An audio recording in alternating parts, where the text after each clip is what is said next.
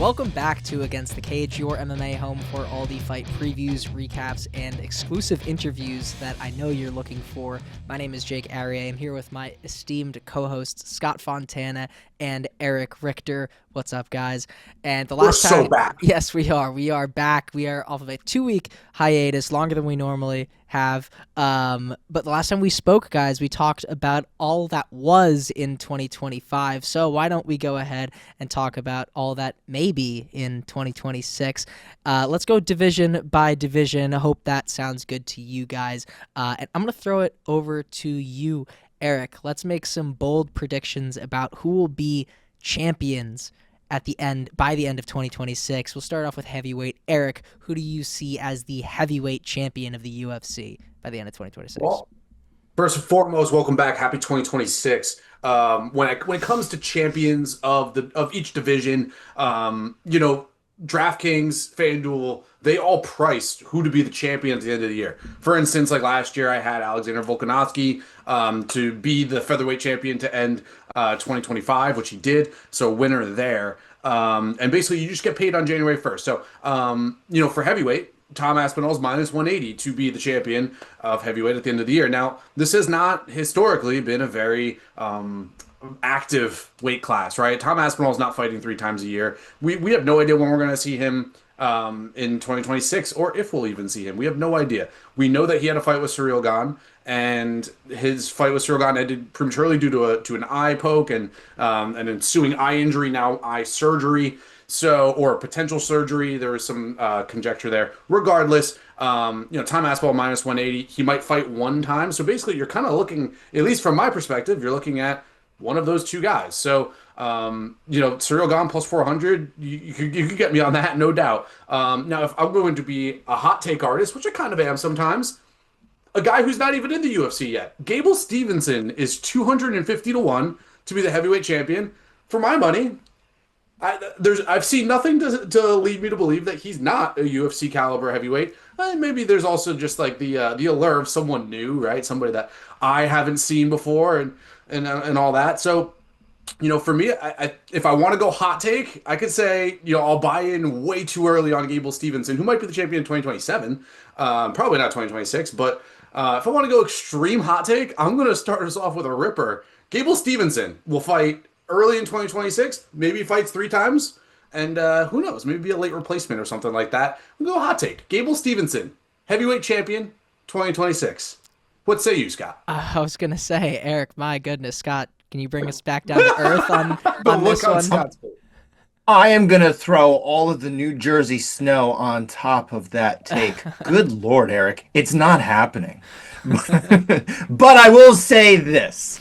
My heavyweight pick is probably a hotter one because it's the actual pick I am making.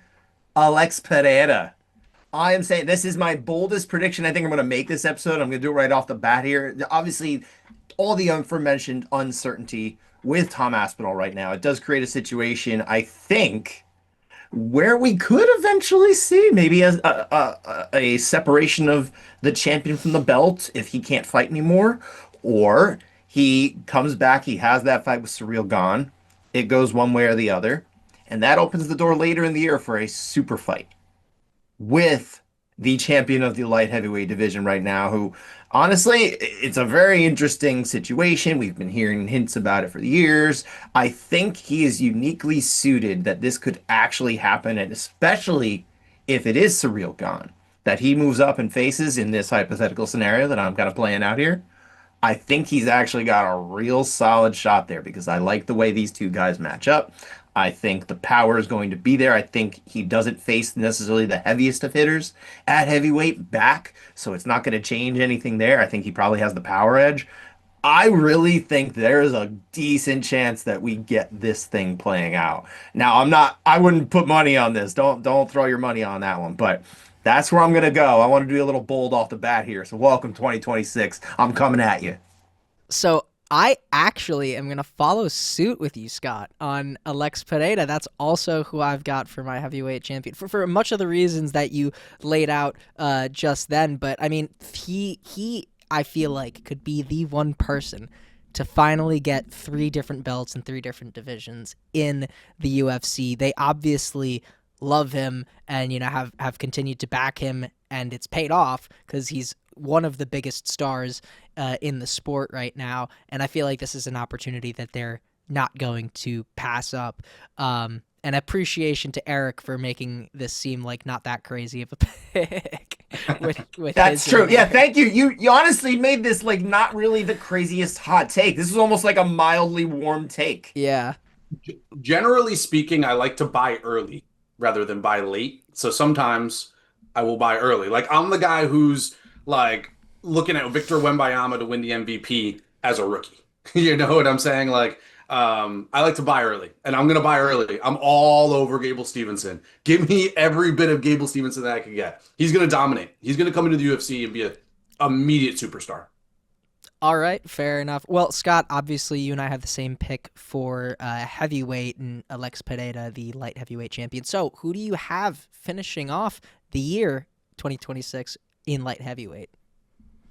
So obviously to play out my scenario here, I kind of have to live with, okay, if that's my pick with one, I'm not going to hedge it with the other because I don't see a scenario where the UFC allows anyone to keep 2 belts anymore. It really just doesn't seem like they want that. So I'll throw any cold water on the idea of Pereira being the champion at light heavyweight anymore if he's the champion at at heavyweight.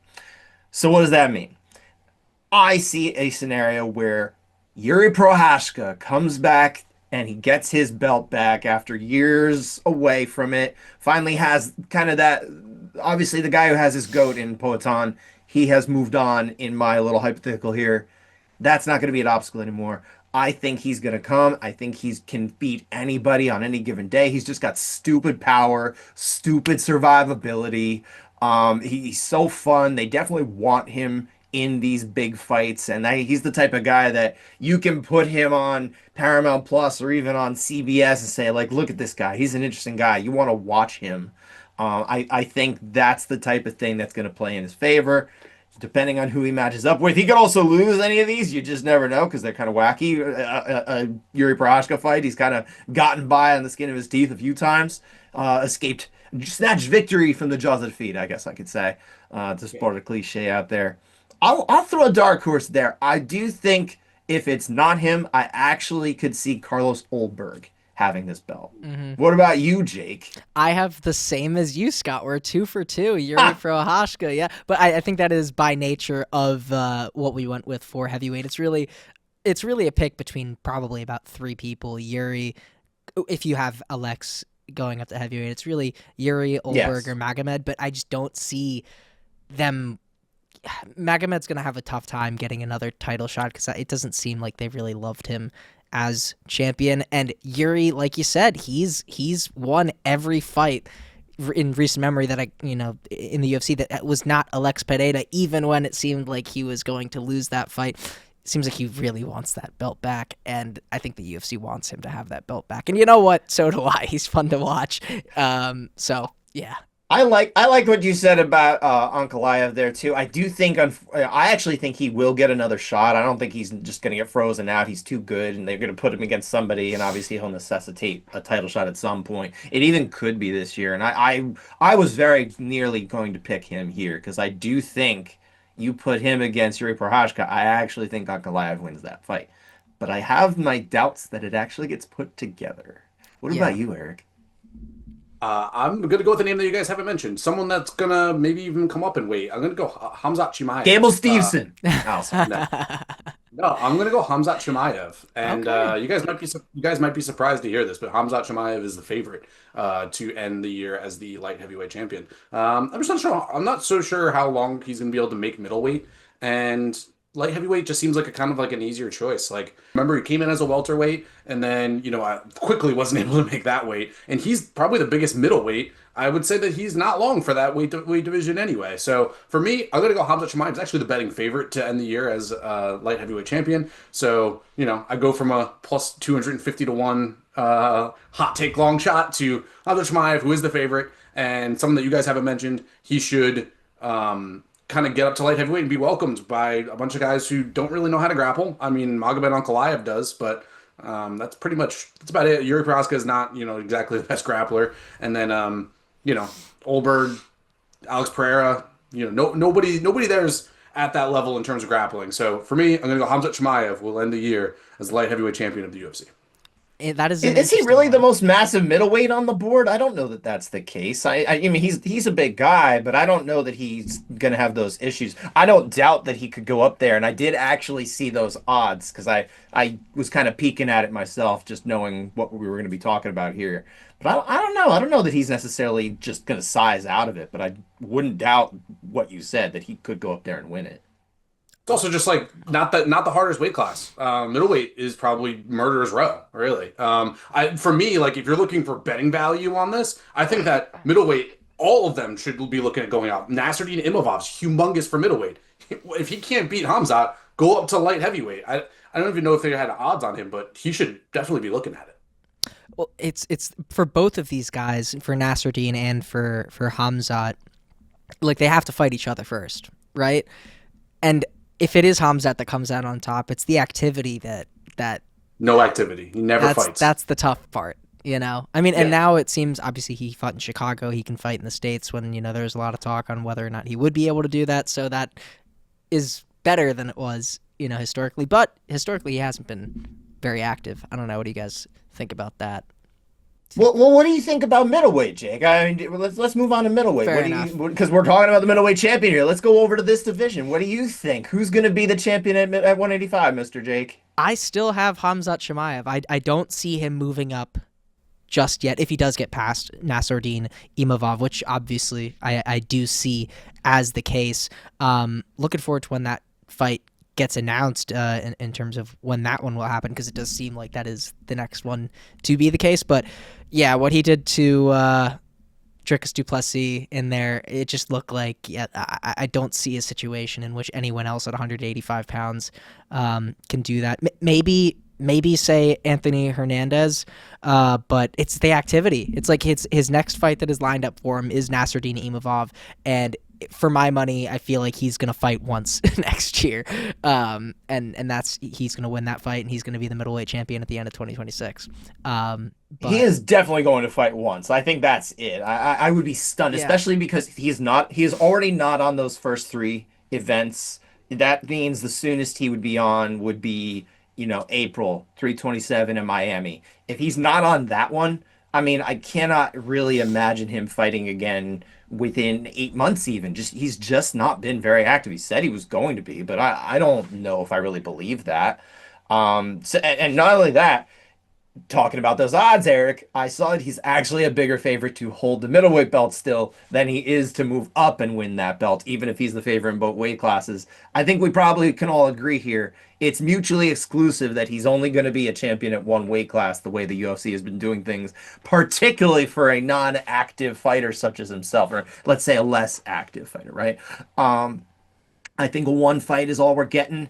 I don't think we get any more than that. And I think it's going to be middleweight. And I just don't see a scenario where he's actually going to get a second fight in and move up to get that 205-pound belt.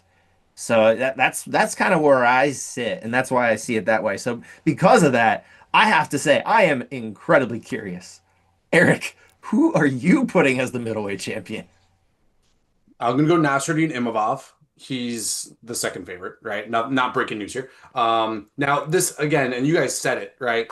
We got Ramadan coming up in February. I don't believe it ends until the beginning of April. So I think at the minimum, you're not going to see Hamzat until April at the earliest, as Scott said. Miami card, not so sure what his status would be if he's on Ramadan for 5 weeks.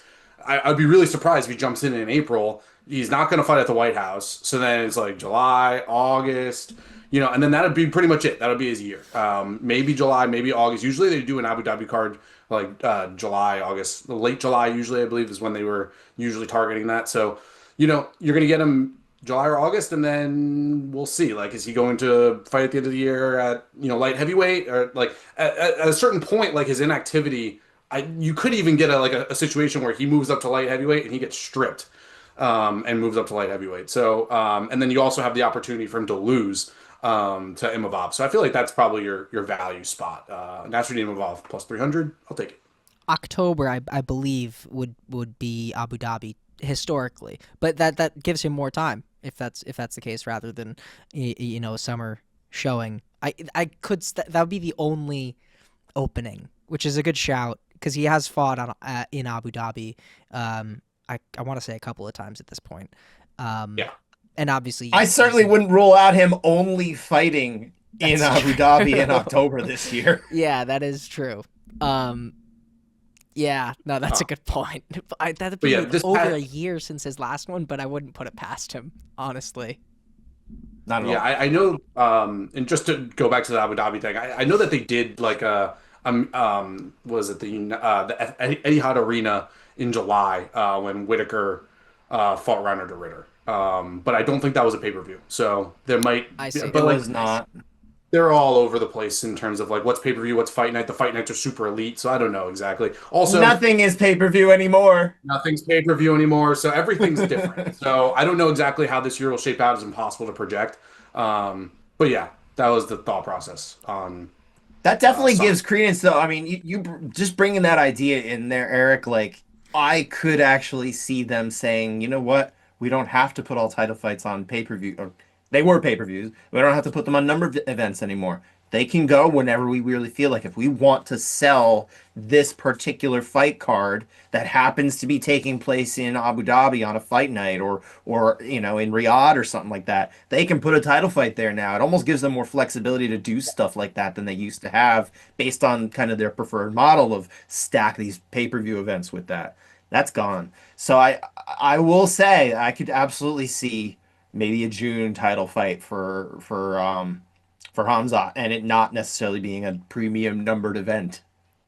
Yeah, definitely. And I want to say that there are still a few countries where like pay per view Yeah, still that's the thing. exists, but it's not the $80 that we were paying, and obviously the U.S. audience is a pretty big one. So I We definitely. also happen to be in the United States of America, so we're gonna just think with that lens. Apologies to our world viewers, but that's kind of where it's coming from, and I think you know that. Yes, yeah. The difference between them, doing a pay per view numbered event, we'll call it, this year versus last year, definitely very different.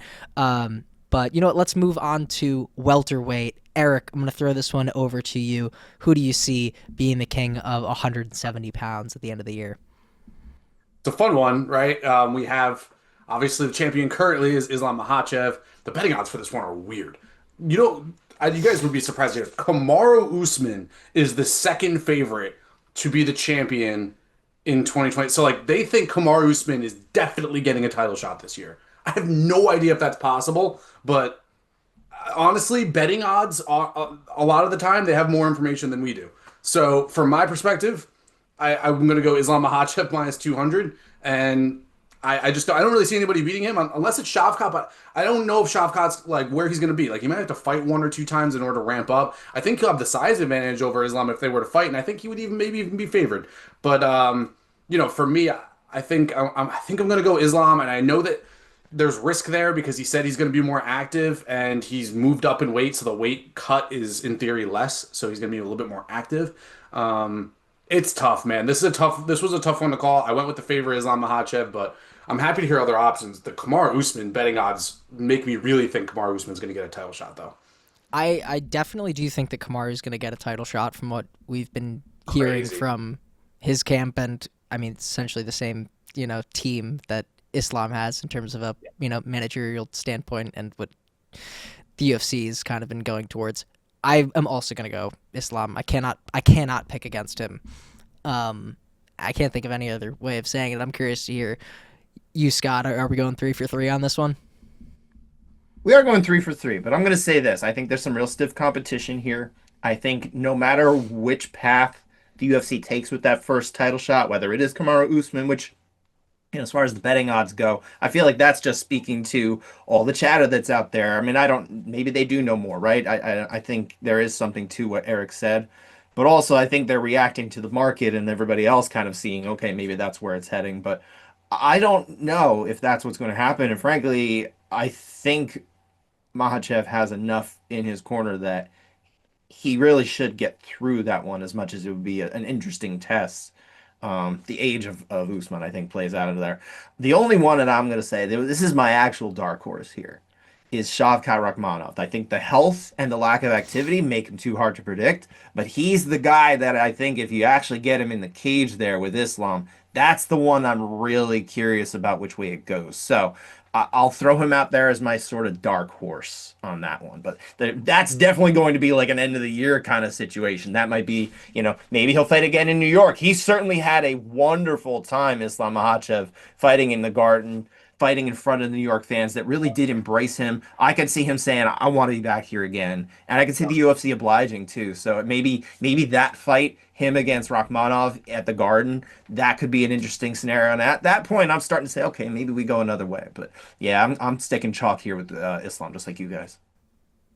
Fair enough. Yeah, Shavkat. That's the one that you really gotta make some Yeah. consideration on. It's really between those two guys. I mean, Scott how about makes Michael Morales? What do you guys think about that one? Do you think there's any chance that that could be the title shot if it's not Shavkat? Do you mean well, still unbeaten Micro Morales? yeah. You Yes, mean yeah. the guy with one loss on his record? No Oh, way. that's a can of worms. I'm just curious because I'm obviously off Eric, that. I know you do like, Michael Morales and the aura and all that. But in terms of his fighting skill, do you think he'd be able to take the belt off of Makhachev? I like his size and I like his power. Now, like where this all like when you're looking at like something like when you're projecting out a whole year, it's like who's gonna get the title shot? Okay. Kamaru Usman, I'm now like kind of like, is Kamaru gonna fight in April in Miami for the title? Like, is that really gonna happen? So there is that. That's a little bit up in the air in terms of what I would think would happen. Like, who has the best chance in terms of the odds? I think it's Shavkat Rakhmonov, and I think it's Michael Morales, and I think that those two guys are the best options. If you're not gonna go Islam, those are your two options. Like Ian Gary is the same odds as Morales and Rakhmonov, which I think is nuts. Ian Gary shouldn't really even be that close. Should be like really similar to what Carlos Prates is. So yeah, I would say Islam and then either Shavkat or Morales. I think are gonna have the two best cracks at it.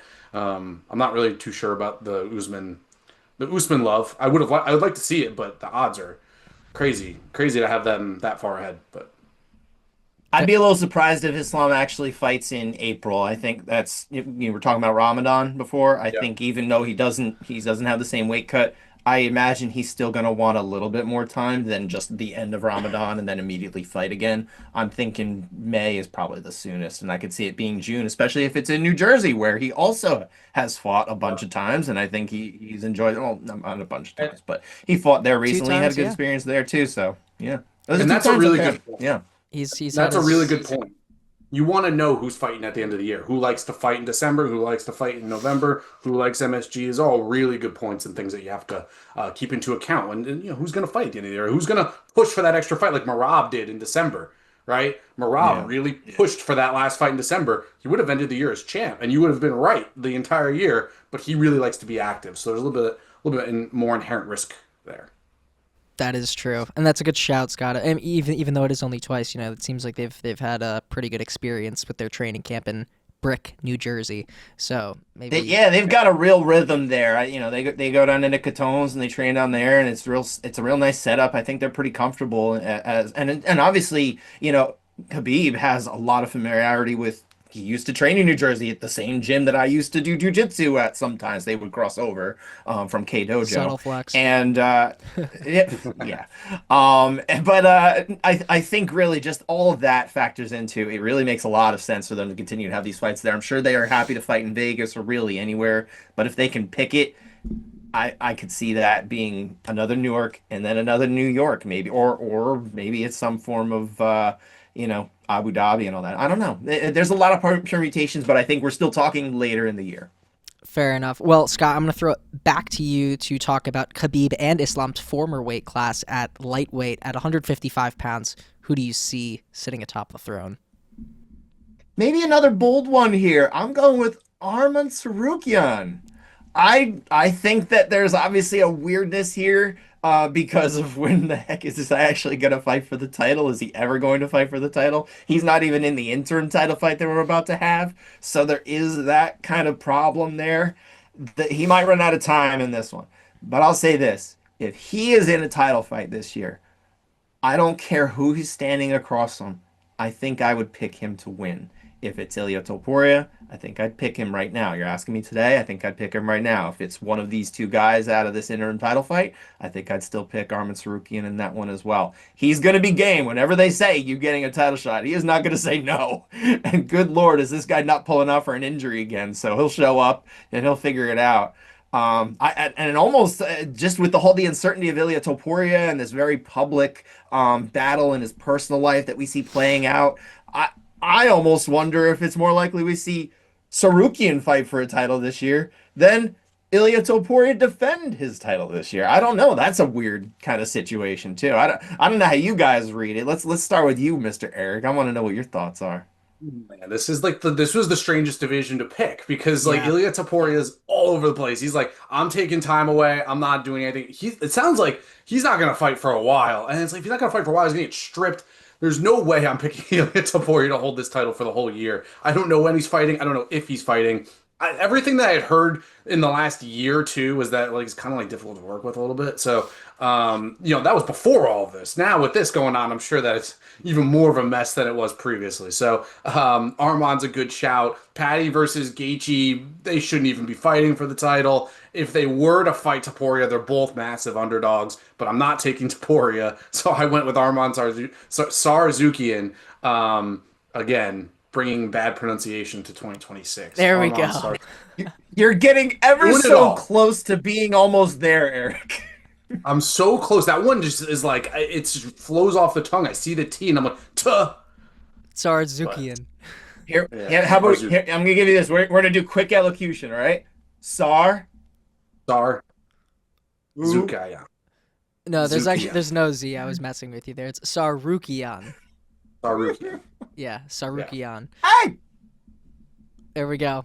All right. Well, Regardless. I am gonna pour some water on this fire here. I'm going Ilya Taporia, and I guess this metaphor works. I'm going glass half full, for Ilya Taporia's 2026.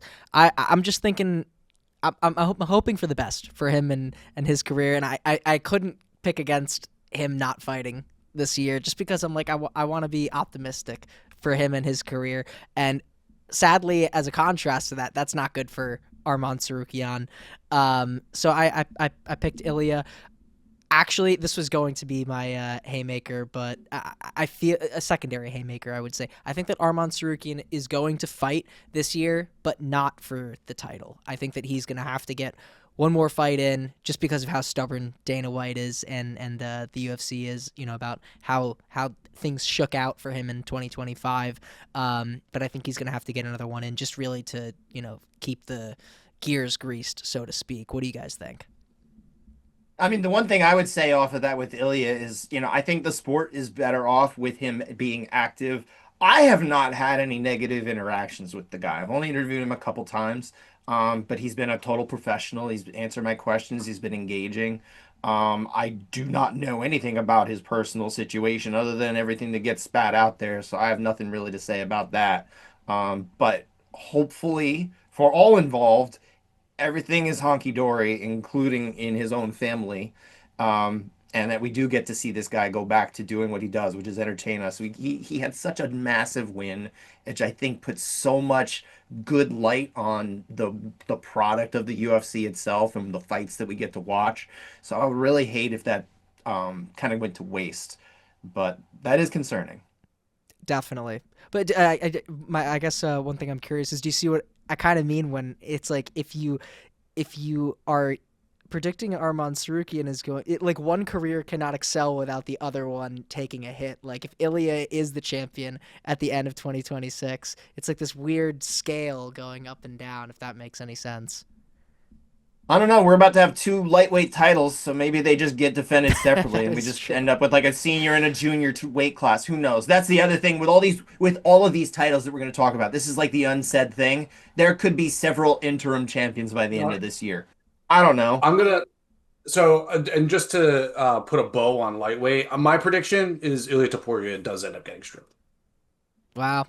All right. Fair enough. Well, we will see if that is the case, but let's move on to featherweight, and I'm gonna go forward on this one. This is a bit of a bold one. Actually, maybe it's not so bold. I'm going Diego Lopez. I think that the UFC is going to finally get their wish. It seems like it is, at least, that they want Diego Lopez to be champ. I Whether or not it's him beating Volk in either their upcoming fight, I believe in February, second pay per view, 325. Nope. End of this month. End of this month. Oh, January 30th. Right? Technically in Australia it will be February. Okay. I'll give you that. All right. You're right down under. You saved me. You Everybody's saved me, right. Scott. I'm gonna go Diego Lopez. I don't think that Volk is going to still be around at the end of the year. I think this is gonna be his retirement fight. And even though I'm like not super like heavy on this fight itself, like I don't think that it makes sense because they just fought. I do think that there's a real chance that Diego comes away with the strap at this one, or if not, if it's Volk, he retires, vacant title, and the UFC is gonna throw him into another title shot. And I'm picking Diego. But Scott, what do you think about that one? I think it's more likely that Colonel William F. Guile is going to defeat him in the Street Fighter movie, which he is in, than he is to lose this title this year. I do think he's going to keep it. I don't see him walking away just yet. I think he's probably still feeling like he can keep fighting and still make money and that kind of thing. I imagine he's still hungry enough, unless he's getting much more movie roles off of this, which frankly, I mean, I talked to him a while ago about it when he was doing the old man Volk thing that everybody was enjoying. I think he'd have some charisma in film. I think he could actually do pretty okay in that realm. But I think he's probably going to take advantage of his athletic talents a little longer where he has them. I do think he's going to beat Diego Lopez in the rematch. I feel like we actually got best version of Diego Lopez that time, and it's not going to be the same even level of competitiveness coming up. That's kind of just my gut feeling on that one. So now we're talking about, okay, he gets in a second fight later this year, which I think he does after not doing it last year. And it's probably going to be, let's say, the winner of Movsar Evloev against Lerone Murphy. I think whoever steps across from him, I do think that Volk's going to get through them as well. It's going to be tricky. I wouldn't write him off, but I really have a good feeling about him continuing to be the champion here. I think he's got a style that's going to age pretty okay. Alrighty, Eric, who are you siding with here? Oh man, this is a tough one. Because Alexander Volkanovski, we've seen him kind of get through everybody, but there's a little bit chinks in the armor, right? Like Ilia Topuria knocked him out bad. Diego Lopez did knock him down, and then you also have superstar prospect Lerone Murphy coming up as well. But I'm just not so sure. He's a hot prospect, guys. He's coming. Superstar prospect, nobody's heard of him, but I'll tell you about him, Lerone Murphy. But no. So. Yeah, man, you guys have me wavering on this now because I'll be honest, I originally had Alexander Volkanovski, but Diego Lopez's power is really, really difficult to deal with. I'm gonna stick with my original. Alexander Volkanovski does have a good style that can kind of lend itself across all of these opponents, right? Like if I thought Evloev would get a title shot with like a really solid performance, then I would go with Evloev, based on like the grappling and stuff like that. And Lerone Murphy, like he has to get through Evloev first, and I'm not so sure about his takedown defense. So, not knowing what the contenders will end up doing here, I'm going to go with Volkanovski. Now, if you guys want a super super duper long shot, I know. We don't know if he's ever going to fight again in the UFC, and I'm dubious that it might be one and done for this guy. Aaron Pico, 80-1 to end the year as a featherweight champion. Just got knocked out really bad by superstar prospect Lerone Murphy. But you really don't think Aaron Pico's going to fight again in the UFC? I'm not so sure. I'm really not. He has been knocked out so many times. He's been knocked out, and that's just what we've seen, and they're all nasty. Like if you go to the Bellator ones, they are all nasty. So, and those are just the ones that we've seen. You know that there's been way more in training. So I'm just not so sure if he's been in this game for a while already. He is not a superstar prospect. Well, we'll see. Okay. Yeah, we'll see what happens over there at 145 and in the career of Mr. Aaron Pico. But let's move on to bantamweight, where I will throw it over to you, Eric, once again. Who do you have at 135 at the end of the year? So, who I think will be the champion, I think Umar Nurmagomedov will be the champion at bantamweight. I think that he's a really tough matchup for everybody, basically. I mean, he gave Merab Devalos really a very good fight. Obviously, Piotr Jan. And then So I honestly don't even have too much to say about it. I think that Umar Nurmagomedov at plus 250 is awesome value, an awesome bet, and I think that you're going to see him fight for a title this year, regardless of what happens with Jan versus Dvalishvili if they get a rematch or whatever. Bantamweight's typically a very active division. There's a lot of turnover that could happen here, which also lends itself to a lot of good long shot opportunities. So I will throw you guys a dark horse, and I'm probably going to steal one of yours, Peyton Talbot, 30-1. I think that there is a chance that he fights for a title this year if he's able to stay active. I'm not sure how much longer he'll be able to make 135 because he's so big for the division. So I think that they would try to fast track him if they could. So that is why I'm taking Peyton Talbot as a long shot. Umar is my official prediction. I'm gonna side with you, Eric, as well. I've got Umar Nurmagomedov. I think that Piotr Jan really threw a monkey wrench into 135 when he Yes. beat Merab Dvalishvili, and like you mentioned, their first fight, Umar and Merab, that one was fireworks, relatively close fight. I mean, he got a couple rounds off of Merab in there, and obviously there's the whole narrative about the broken hand. For me, it's really more of a fact that just like they'll have stuff that they can work on. They being Khabib and the rest of that team, which I mean, there's not enough good things that you could say about them and how hard they work and all that stuff. And they don't lose very often. So I imagine that they'll be wanting to correct that one. So I'm picking Umar. But Scott, what do you think? I want to before I get to mine, I just want to ask Eric because I am curious. When you're making your picks, are you picking based on value or are you picking like solely the one you think is going to be? I'm just curious. So my official prediction, just to clarify, my official prediction for bantamweight was Umar Nurmagomedov. So I'll make like an official prediction, but if I'm projecting out what the division will look like for the entire year, in my head I'm thinking how many times are they going to fight, and maybe what's their next fight, and if they win that one, are they in the number one contender spot? So for me, I think if Peyton Talbot were to win and Sean O'Malley were to win, I think that there's a non-zero chance that they would fight each other. And if Peyton Talbot were to win that, he's set up for an end of the year fight for the title easily. So that's like the thought process is like maybe somebody that would fight Umar Nurmagomedov for the title in like say November or December, and then you could just I mean you're already pre-hedged if that were to happen, but like that's more of just like a hedging opportunity. I don't know if they'll actually win the title, but I think it's like a good long shot. Maybe they'll fight for the title this year type of thing. Okay. And to get back to the question, of course, I'm actually going with, and this is, I believe, the chalk pick here, Peter Yan. I did struggle with this one. I think there's obviously some recency bias that's going to be at play, and I'm trying to negotiate that with my pick here. But I guess what it is I'm figuring he's not going to be super active. I don't think that's the expectation of a Peter Yan uh, championship reign is I don't know that we're going to see him fight more than certainly not more than twice. He's not going to be like Marab. So really, if he beats Marab in that rematch, which I mean, come on, it's got to be next. Then I just don't know when that's going to happen. I imagine Jan is going to play this a little longer. He might only get one fight in, and if that's the case, if he wins against Marab, he's got the belts. And I Huh. just don't know that you're going to let in another name in there. That's where I kind of have some problems here. I could absolutely see Usman or Magomedov being the champion. I really could see exactly that scenario you had play out with Peyton Talbot. I think there is something there. He might fight many times this year, and if that means they get him a title fight in December, that might actually play out, and I could really see it. But I guess the most easy scenario I see happening is Jan fights once, and again, it's really just which version that is the one that we're going to see next time against Merab Dvalishvili. Is it the one who got blasted by Merab or the one that blasted Merab? I don't know. So I'm going to go with what have you done for me lately? And I'm going to say Pretty Jan. Fair enough. It's so funny that you say that Piotr Jan might not be active because like if men's bantamweight isn't an active title division, what division will be active? You know what I mean? Like you just go through all of them and it's like like light heavyweight, maybe active, maybe not. Middleweight, not active at all. Hamzat Chimaev's the champ.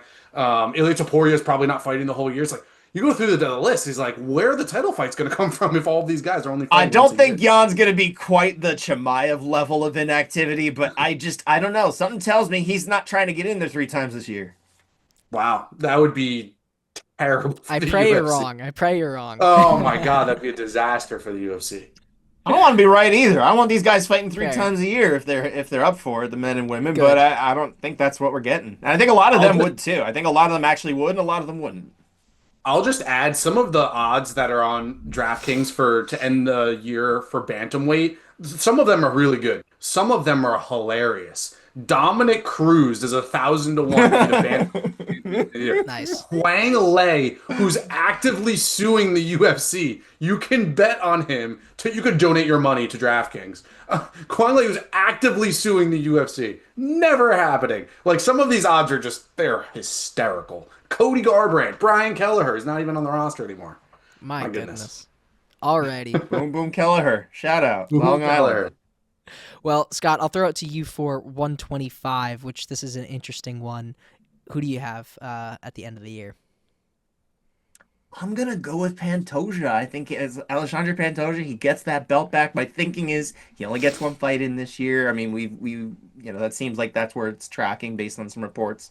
I'll get to that a little bit later as well. I think he walks into a title fight, whenever that is, and I think he beats whoever that is. I do still put him as the number one flyweight in the world. I think it's a very risky pick given his age, the weight class being what it is, and the age being what it is for that. And also, again, he spends a lot of time between now and that next fight. He's going to be spending a lot of that rehabbing instead of sharpening those tools. So I will give you one more wishful thinking alternative, and I think you guys know what I'm going to say. The Gooch, Kyoji Horiguchi. Yeah, that's a good one. I honestly, that's a bit of a dark horse, but it should have been more present in my mind. But Eric, I'm curious who you've got. Yeah, I actually am going with Manel Kopp, plus 500. I think that he's going to, I think he's going to beat Joshua Van if they fight. I'm assuming that that's going to be the title shot. I could be wrong, but I'm assuming that that'll be a title fight, Joshua Van versus Manel Kopp. Again, I expect this division to be very active with a lot of fights. I expect there to be at least 3 flyweight championship fights this year. Joshua Van has no reason not to be fighting. He took 0 damage in his fight. The UFC is going to push him. He's got to get in there. So I think Manel Kopp wins that fight, and then from there, like it's gonna be over the place. Joseph Morales at 30 to 1. I'm super intrigued by him, and I don't see anyone else on that division that I think is really gonna fight for a title. Maybe a Tetsuo Taira, but I too many uncertainties with Pantoja for me to bet him as a favorite. I also have Alexandre Pantoja, just because we didn't see anything in that fight, and he was looking unstoppable beforehand. It's just one of those scenarios where it's like I haven't seen enough to doubt him. I will say though, Manel Kopp's a good pick. The Gooch is also a good shout as far as a dark horse, but yeah, I just haven't seen. I'm probably trying to will that into existence a little more than I actually believe it, but frankly, I could see it happening. If he gets through Amir Albazi next month, I mean, we're starting to look at somebody who's very much in the mix and willing to be active.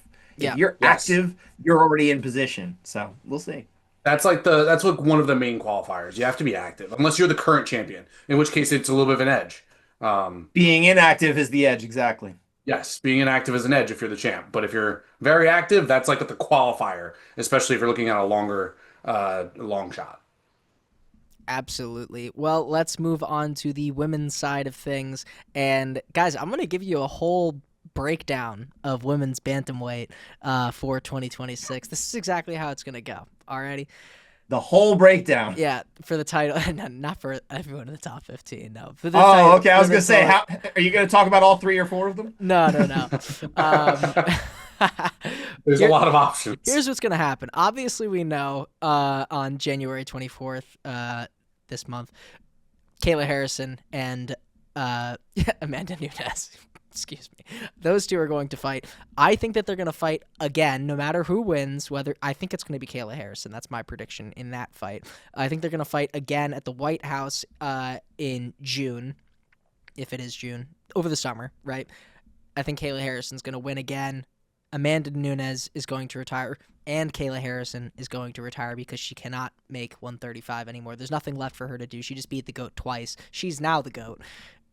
Either way, even if Amanda Nunes wins one fight or the other, it's going to be a rematch at the White House, and then both of them will retire for the same reasons I just mentioned. There's nothing left for either one of them to prove, and the title will be vacant. And to finish the year, let's just say in the fall, or honestly maybe in December, the vacant light heavy or the vacant bantamweight title will be fought, and Raquel Pennington will beat Juliana Pena for the women's bantamweight strap in 2026. What do you guys think? Can I just tell you, Jake, that I was like with you for a little while, and then it's like you drove off a cliff from based on what I would have thought. Okay. Because I absolutely have it as Kayla Harrison, number one, just to cut to the chase. Yeah. I have Kayla Harrison winning.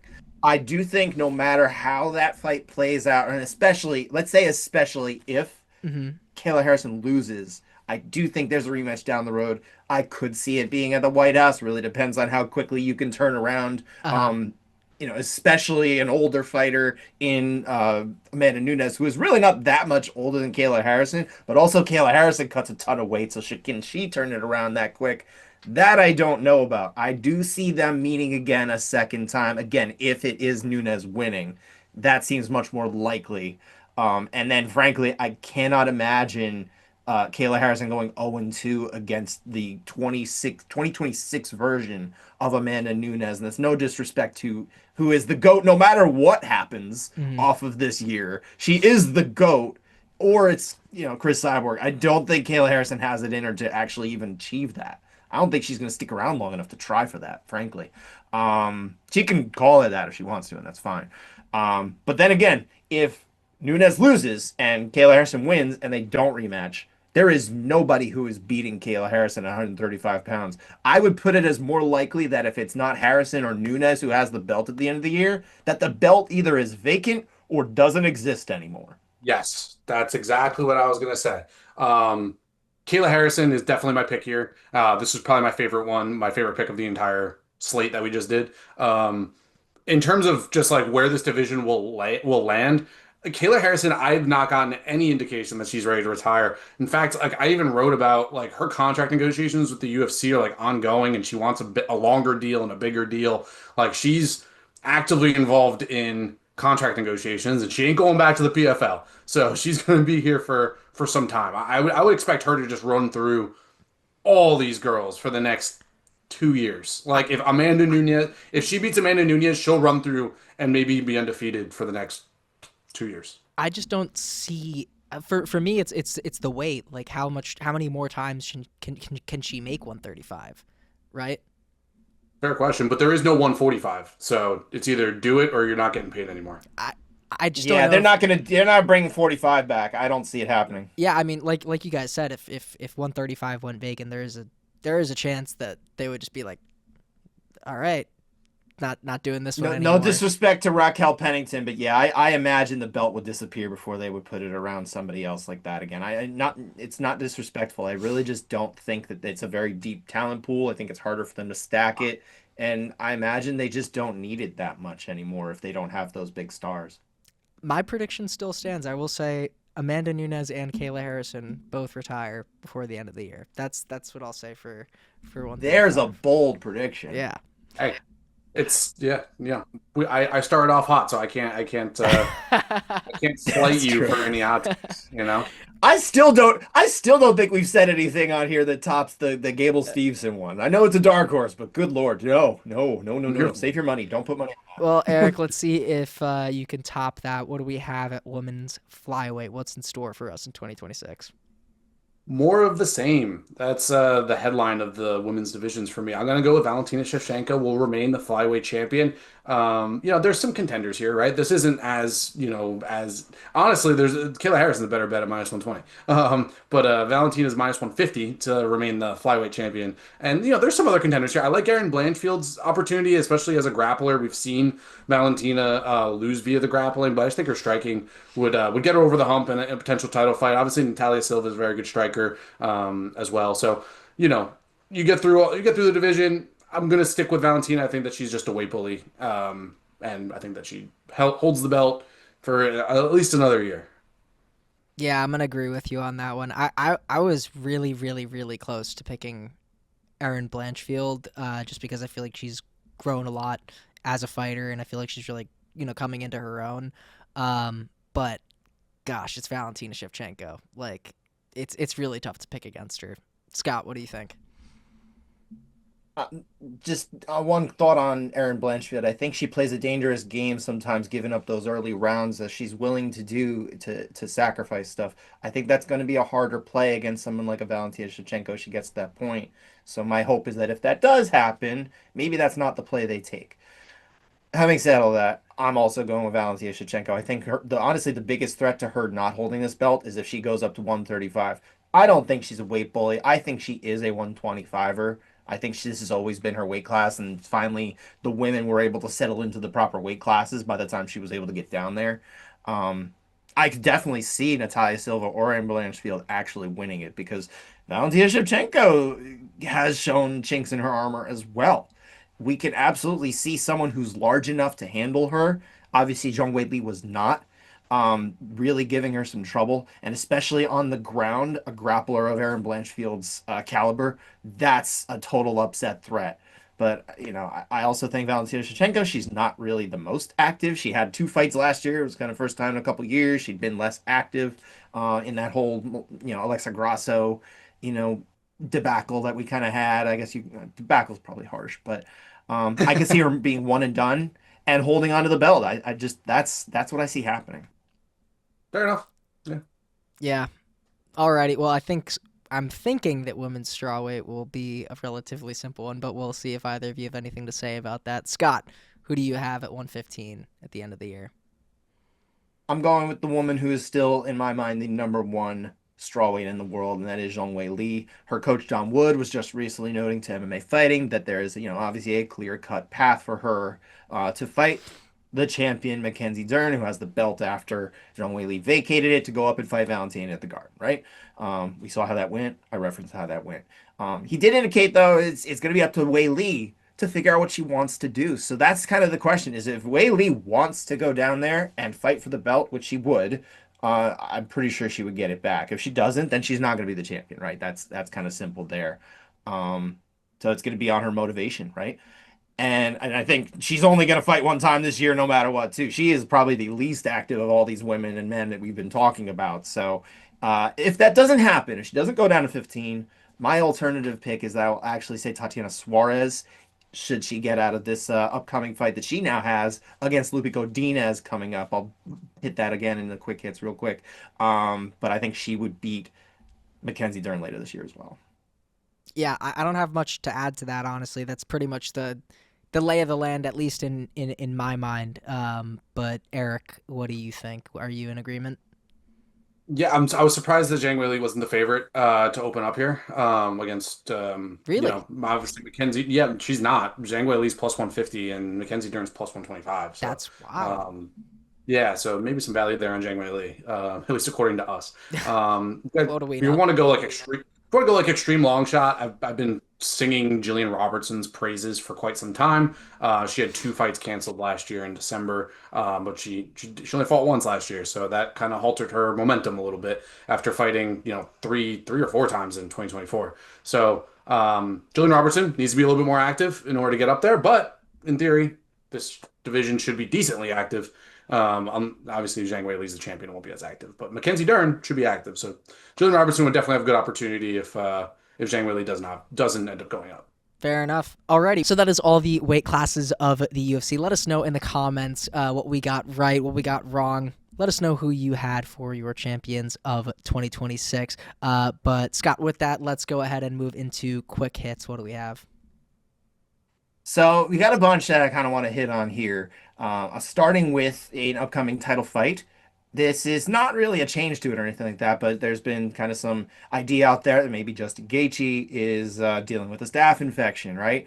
He did pour cold water on that over social media, putting that to bed as far as what he says that this fight against Paddy Pimblett for the interim lightweight title, there shouldn't be any issues. He's not dealing with that. It was, I believe, an ingrown hair or something like that. Well, make your own judgments here, but really, as long as he's cleared to fight, then he's cleared to fight. So that is what it is. Another former champion, Alexandre Pantoja, we mentioned before, he is not going to undergo surgery after that injury cost him his flyweight title. against Joshua Van last month. According to Ariel Helwani, this all being from. And also, Ariel reports that Pantoja is hopeful to return maybe mid to third quarter of 2026. So that's kind of what I was speaking about before. We're probably only looking for him later in the year, and that's why I kind of see one fight for him, right? Some notable fight announcements. One of which I touched upon already, but Raul Rosas Jr. is, according to MMA Fighting, he's going to be fighting Rob Font at UFC 326 in March in Las Vegas.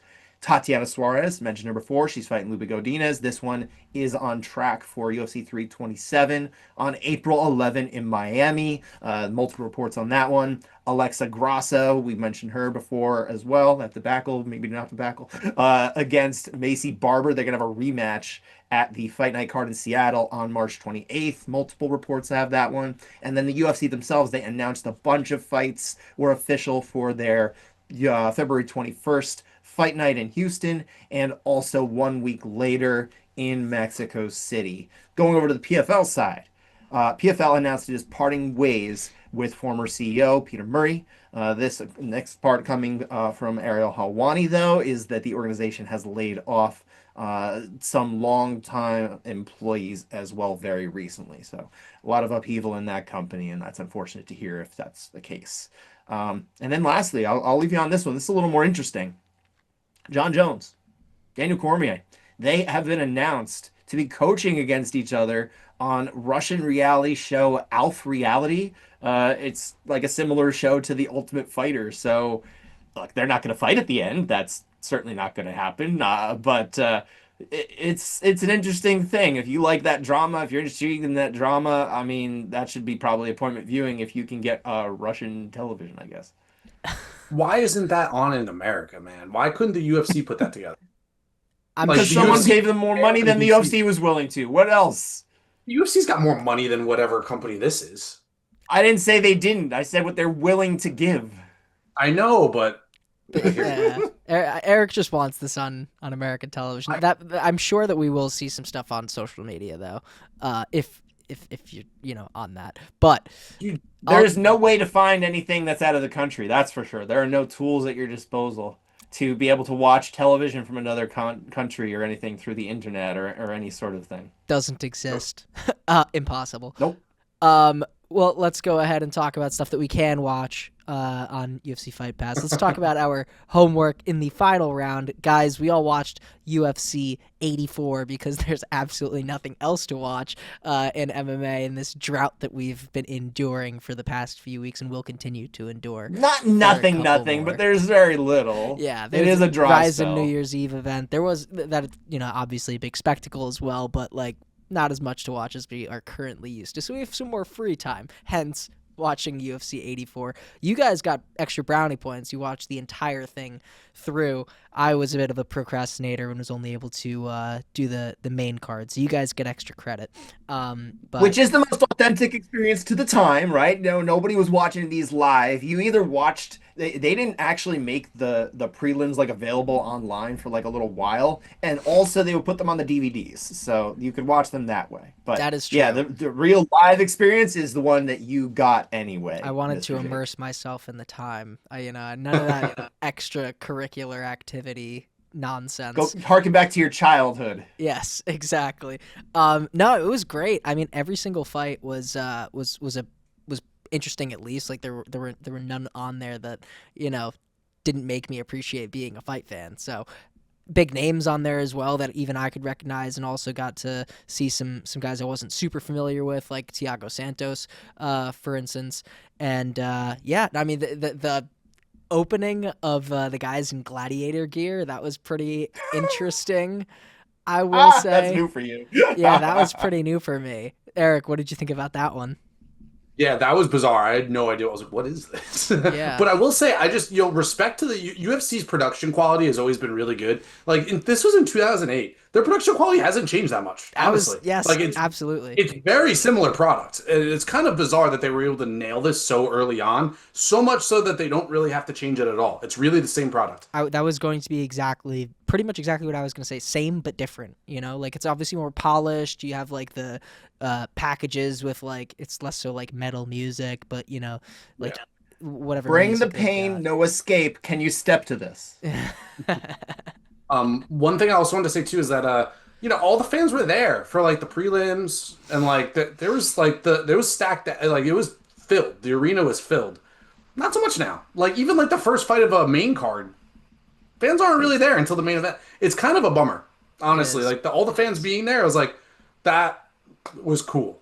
Like that should be a thing still. I don't know why it's not. Hmm. How about you, Well, It what could about Scott? just the be the fights? I mean, you referenced the fights a little bit here, but like obviously there were some pretty interesting results there. I mean, you Yes. had this fight. I don't know if you knew the underlying drama with the Tito Ortiz situation, but Tito and Dana White have yes. had a very love-hate relationship over decades together. Yeah. I mean, they go back to when Dana was his manager in the Yep. 90s. So we're talking about a very long relationship between these guys. And at this point in the relationship, this was his fight. It was his farewell fight, which certainly was not his farewell fight Hmm. for the UFC. He would be his next fight would be in the UFC. Everything get mended, but they were talking about having a boxing match at this point. It was like there was some sort of craziness going on. It was a wild time. Hmm. That Yeah. was like kind of the underlying story going on. I think I mentioned this week. This was my introduction to watching a live event. It's the very first one I watched start to finish. And that was Oh, my introduction to Lyoto Machida, which is why I was kind of became a big fan. I liked him in this fight here. He had such an interesting style Kicking. in that Yeah. he was not just the kicking. I Yeah. mean, his whole idea was, and you heard Joe Rogan harp on it, was the fact that it's like he's trying to hit and not get hit as some sort of novel idea that had only been around, for centuries and millennia of combat. And, but I love Tito Ortiz in that one being like, he's just running, and then the next round he goes out and he eats like this brilliant knee to the chest. He's getting hit all over the place. It's not he's just running. He's just not standing still for you, guy. Yes. Um, yeah. really fascinating. Then BJ Penn ending it with that nasty knee that basically just finished Sean Shirk. Anything after that was academic. Yeah. And I love these Vanderlei fights. The too. knockout from Vanderlei, exactly. That was a fun one. And that was the very peak that we had of Keith Jardine because he was coming off all these big wins over people that he didn't no one expected. Vanderlei Silva had not found that success post Pride coming into the UFC. This was him finally getting back over the hump. Kind of changed the narrative for him a little bit and kept him alive in the UFC for many years to come. So it was a very interesting event. I think it was the best event of that year, if I recall. Certainly the one I remember the most. But hope you guys enjoyed it. Yeah, we also Absolutely. had Paul Harris's UFC debut. And On man, the is he prelims, Usman Paul Harris, yes, yes. and no one's knee Uh got reaped. That was great. Oh No one's yeah. knee got reaped, and he let go of the armbar in plenty of time. But Yeah. Jake, I think you'd appreciate this as well, since all three of us have trained jiu-jitsu at some level.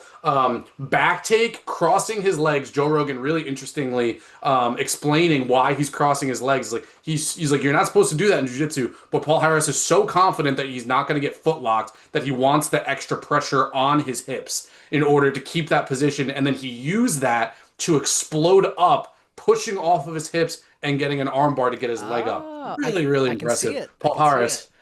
Yeah, Paul Harris was an interesting fight to watch. It was a quick submission. First round, 2.5 minutes in. Really good. I'll go ahead and Go watch back that and one. watch those anyway, Yeah, Jake. I'll Yeah, go ahead just and go watch Yeah, watch that. them. I mean, Yeah, they're fun. I It's not will. your and homework. they're Just go quick. do it anyway. I will They're for quick. the Don't soul. watch the one that I wish I didn't watch was Rich Clementi. But although that one was a decision, it was kind of not too entertaining. But his nickname was No Love. So Cody Garbrandt ripped his nickname from Rich Clementi. All right, all right. Yeah, I will go Rich ahead No and Love watch this. Clementi. Well, maybe not that one, like you said. But Scott, let's go ahead and talk about our next homework assignment during this somewhat drought of MMA that we've got going on. I'm giving you one of the greatest Pride events ever. It was Pride Final Conflict 2005. This was going to be the culmination of that year's middleweight Grand Prix, middleweight being 205 pounds in Pride. So don't get that mixed up with our middleweight of today. It was actually light heavyweight. That Grand Prix it had the final two rounds of it, like I said. Also had the highly anticipated heavyweight title fight between Fedor Emelianenko and Mirko Cro Cop. We had the Worst of Cro Cop experience recently as well, so this will feed into that. I think for you guys who've been keeping up with your homework. And also, there was a bunch of other stars throughout this card. 7 fights. That's all it is. And there's a lot of pageantry, of course, that comes with Pride. Watch it start to finish. Have a fun time on another non-UFC weekend. All right, all right. And Scott, let's keep up with our MMA history. What happened this week in MMA? So that was in 2005. We're going back further than that. January 8th, 1999. Party like it was that year, right? 27 years ago. UFC 18. Not 118, not 218, not 318, 18. In the New Orleans suburbs, that's when that went down. We have very few fights that, like, in the UFC history that's ever really happened in January, particularly early January, if they're not like November or January 1st or 2nd. So this is really a unique situation here. But the reason why this one is notable, not because of all the Hall of Famers that are on this card, is particularly notable for one reason, and that is that this was the first event where you saw a UFC logo that featured prominently the letters UFC. Rather than the drawing of the guy on top, like on top of the Ultimate world. Fighting Yes. Championship is what it would say. Yes, they got rid of the globe and that. The guy is still there. Hmm. But again, now it's not the Ultimate Fighting Championship so much as the UFC. I see. They went with the full-blown acronym. There we They go. did. And And they've never gone back. yes, Yeah. rightfully so. Although can appreciate the old logo. But Scott, as you mentioned before, there is still some MMA out there to watch. What is one more fight event if people are looking for it? So the one I'm going to give you, it's another ACA card. I mean, it's easy to highlight them. They have the best fighters out there, basically outside of North America. Um, your problems with watching a fight in Chechnya with the Chechen dictator over there may prevent you from watching it, and I can't blame you. That is your choice to make. But if you have no scruples on that, you are willing to watch some pretty interesting fights going down. Starting, it's ACA 198. It's Friday. Prelims start at 9 a.m. Eastern. Main card is 1 p.m. You can stream it on the website, aca-mma.com. I believe it is actually free in this case.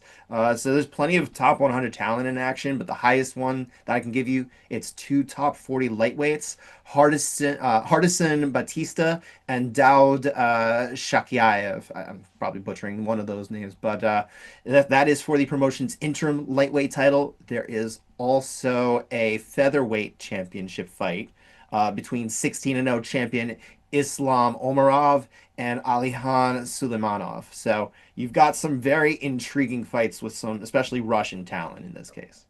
Alrighty, thank you for that, Scott, and plenty of stuff to keep you guys busy at home till our next episode, until we get some more major MMA events.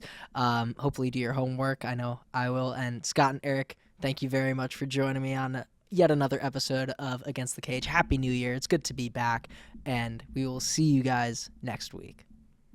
No Happy New Year. Larry David wouldn't like that. That is true. No, That is not 3 days. allowed. You get a 3-day max. What's the cutoff? The fourth? 3 days. I believe you. I thought you got the fourth. No, was it the fourth? Is Uh, okay. I remember it as 3 days, but I could be wrong. We're Might be late, wrong, too. basically. Maybe I Alrighty. messed up.